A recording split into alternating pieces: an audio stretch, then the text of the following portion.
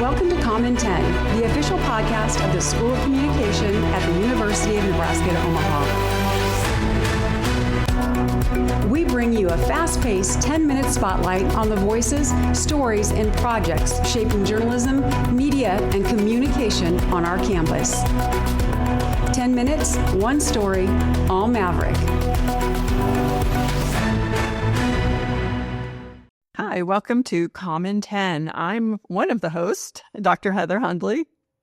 And I'm Jodine Brownlee, a lecturer right here in the School of Communication. Right on. And with us today is Allison Wakin. Allison is one of our lecturers, and I'm going to actually have you introduce yourself. So tell us about, I like to refer to it as an origin story. So where'd you come from? How'd you get here? What are you doing? Yeah, I have been at UNO for such a long time. It's funny, and I'm old at this point, but I started as an undergrad in 2001.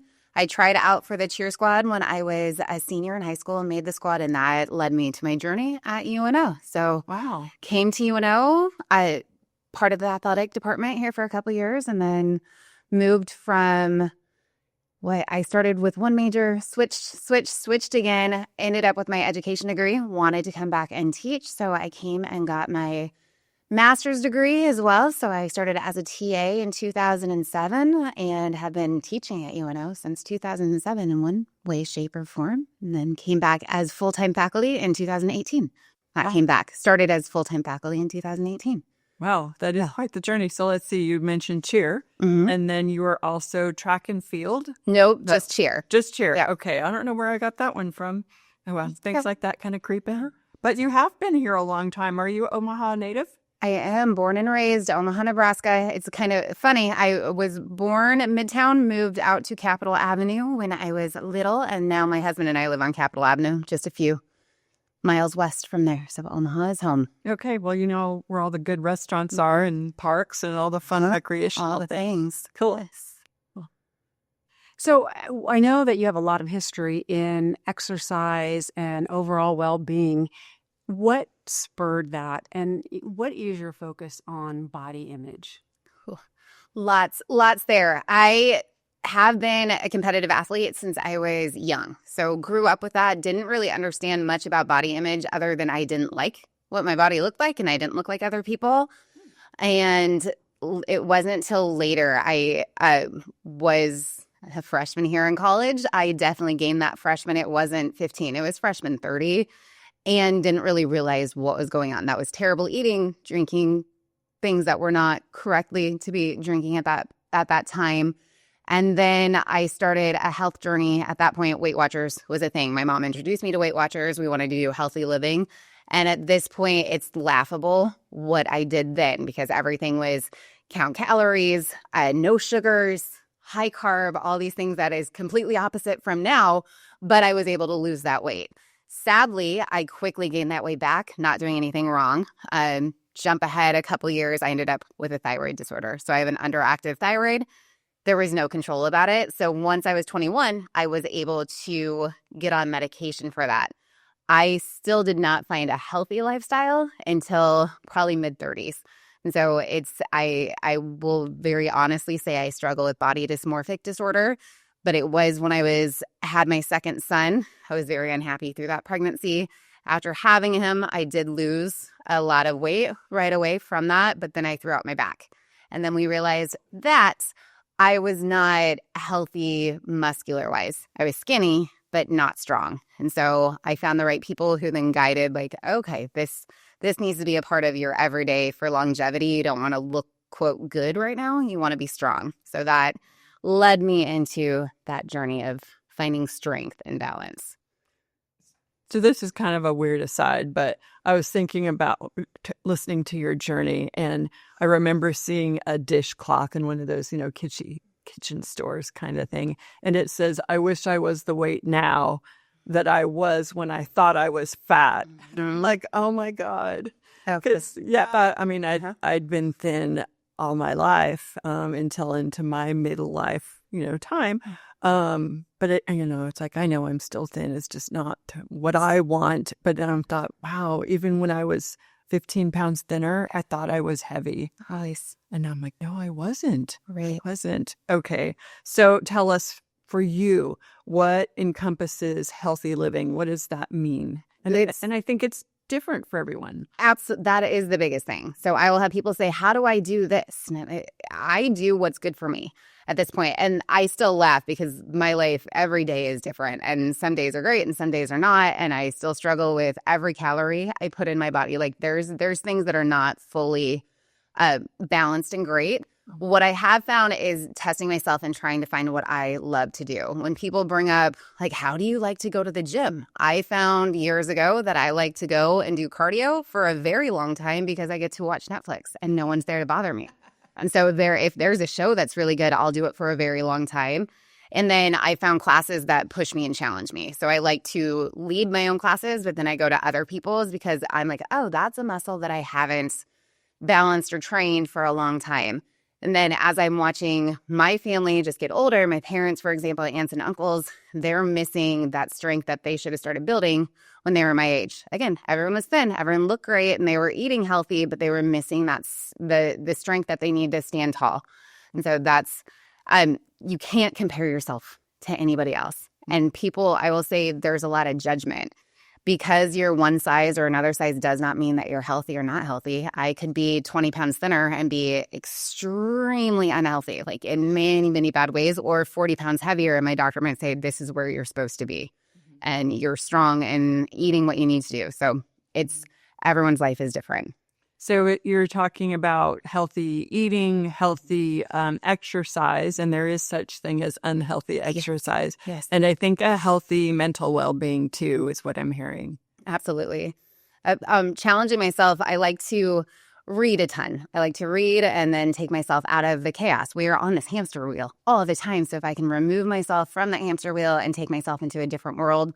A couple years ago, one of the biggest challenges I did, I spoke at an event we had here. I teach public speaking. I love to teach it. I'm terrified to speak to groups of people. So that was another thing too. I need to challenge myself, and pushing that challenge, it gave me a different kind of high. Like I was like, oh, this is scary and fun and challenging. So those are other things that I try to bring into my daily life. Great. What about all these images that we see? We're inundated with ads, and I don't think it's really changed. As much experience as we all have now, I've seen it just be cyclical. And my mom struggled, I struggle. Younger generations are struggling. And now there's TikTok, Instagram, and all the socials. How do you help? What's your advice for helping everyone who might struggle in this area feel content and feel at peace with their lives and their bodies? If you find something that you do that makes you feel strong and healthy, you're not the same person as the person next to you. So don't ask me what I do on my day-to-day. What can you do that's going to make you feel strong, healthy, in control of your life?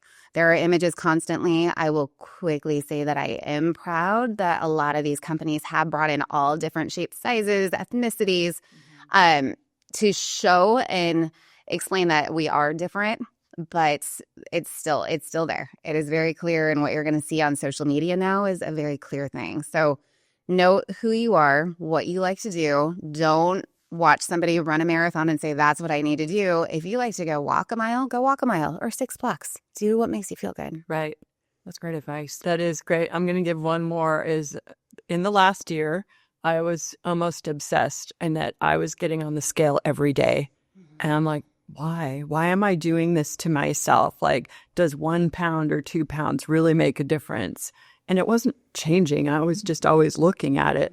And I've stopped that. I'm like, that's ridiculous. And actually, since I started jogging, and I was just telling a colleague about that, of like, it's not just good for my health and my lungs, my cardio, but it clears my head and it gives me that space.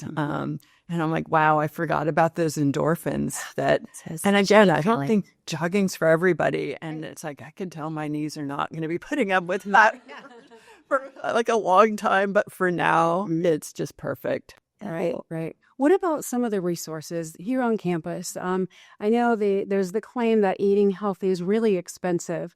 Maybe you can talk about that. And then anywhere folks can go to help guide their eating, maybe guide exercise, and then overall just find that sense of well-being. I work a lot with Campus Rec. I teach group exercise classes here. They do lots of incentives for our students. It's free. And then faculty get a discounted rate for doing that. Every month they have a different challenge that's there. But what I love about Campus Rec is it's not just a gym. We can go and I could go climb a rock wall, or today I'm tired, so I'm going to sit in the steam room, or you can walk around and we've got certified trainers who can help. So if you're feeling overwhelmed or I've never been in this area before, they will help you with that. They do a campaign that's love everybody. So we are truly celebrating the fact that your body is yours and it's unique and strong and powerful. So those are there. We have lots of food on campus. There's nothing wrong with food. I think everyone's told for a long time that food is so bad and scary. Eat what you want, just moderate. Just need moderation. You don't need to have a full cake. If you're craving cake, have a cake. Don't eat around it. Do what's going to make you happy in that moment, and then do something else that makes you feel strong. Isn't it the thing when we say, don't do this, like don't eat sugar? That's when you want sugar. Absolutely. So don't eat cake, and that's all you want to do. Absolutely. It's in your head. Yeah, I've had many days where I'm like, I'm not having that, and then I eat around it, and then eat it still. Well, that was dumb. I just should have had that bite to begin with. Don't beat yourself up. It's like, have that piece of cake, but then maybe you're going to walk a little bit more, or do some stretching, or something else to reward yourself. I don't know. It works for different for everybody. And it's also, I agree with you on campus recreation. So it's campus recreation and wellness, which I really love the emphasis on wellness, and it's defined differently for everybody, but they have a lot of great resources on campus. Thank you so much for being a part of that. Thank you for having me here and letting me be involved in campus in all areas. Absolutely. So thanks for joining us. This is Comm in 10. Please join us on our social media at School of Communication at UNO. Check out our social media, and we'll see you next time. Thanks for listening to Comm in 10, a production of the School of Communication at the University of Nebraska at Omaha. New episodes drop every other week, so be sure to subscribe on Spotify, Apple Podcasts, or wherever you listen. And don't forget to follow the School of Communication on Instagram, TikTok, Facebook, and YouTube for the latest episodes and behind-the-scene updates.